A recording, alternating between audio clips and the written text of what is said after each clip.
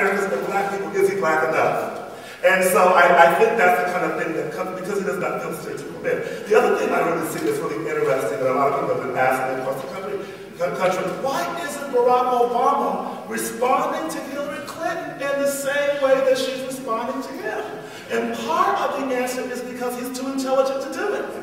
And he recognized that he's going to handicap himself if he is seen as over, too strong, and male-battering toward her. So I think he does. An angry black male, for that particular perspective. So he knows this, and he's keeping himself, and he's self-defining himself as this articulate American for the presidency who happens to be African-American, as opposed to an African-American presidential candidate who is handicapped by the perceived limitations of his race.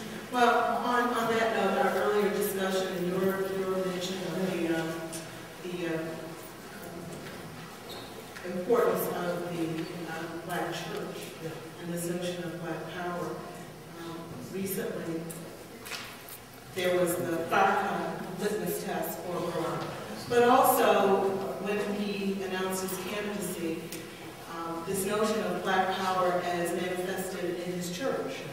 And his pastor, Jeremiah Wright, became a major issue, and Wright was castigated throughout the press, especially because of the program of self-awareness and development within the community that that particular church, that his particular congregation, UCC, promotes as a matter of theology, and the whole question of black liberation theology became controversial in the press.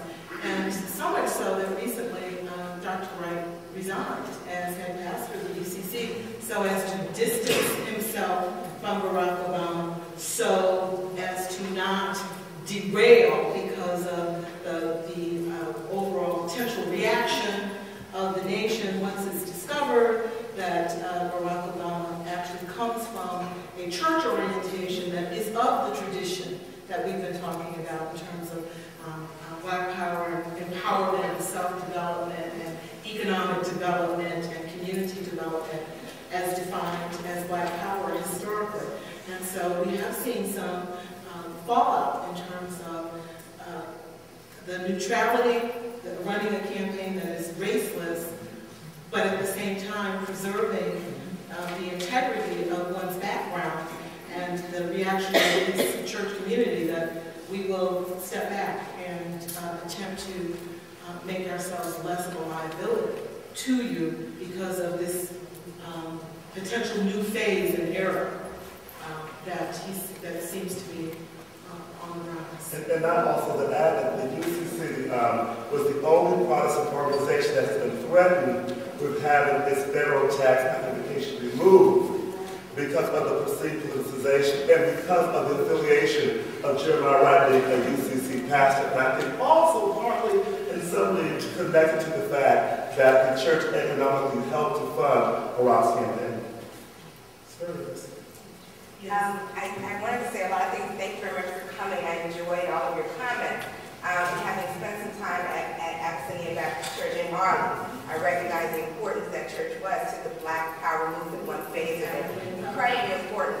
But you mentioned something that I think deserves maybe a little attention. My former mayor, Bradley, having lived in Los Angeles, and I was in the riots, and LA burned, and I was there in 1992.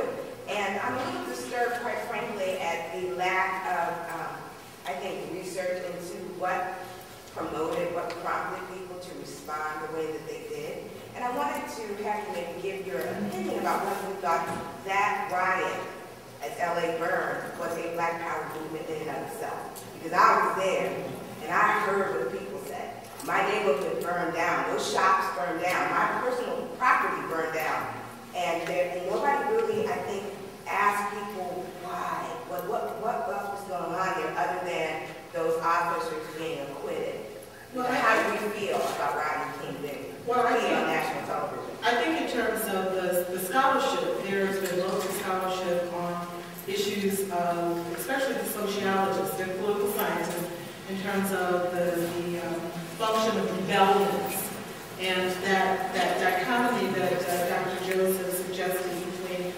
riot and a rebellion. Rebellion being more of a legitimate political movement using violence to challenge the status quo versus a riotous situation.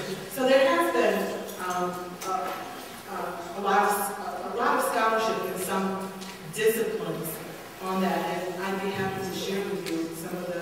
I think what I'm saying though is that it was economic to some degree, and that has not been addressed. Right. That's what people were talking about. Addressed by scholars or the political system itself? By everybody.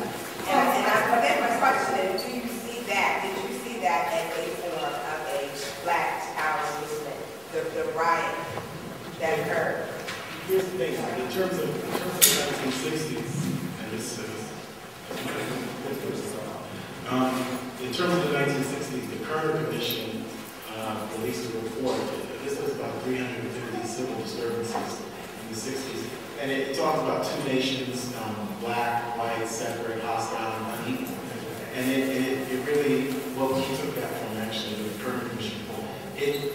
What's interesting is, fundamentally, economic inequality is part of why civil disturbances happen. Even when we're talking about race riots or racial pogroms in Elaine, Arkansas, or Florida, or Tulsa, Oklahoma, or Atlanta in 1906, it was economic insecurity, this time among white workers. A lot of times union workers, blacks weren't allowed to be part of the AFL, and blacks were used as so-called scab labor. Union workers, there was anxiety over housing, there was anxiety obviously over the sexual purity of white women. There was a lot of anxiety. By the 60s, the anxiety is not so much as black against white in terms of those race riots. It's really economic anxiety, and white power comes in the form of police brutality. That's why the Panthers claim that urban neighborhoods, what people call ghettos in the 60s, were colonies, and people used to talk about internal colonialism and this kind of stuff. Even before LA, though, 92, I do think it was economic inequality.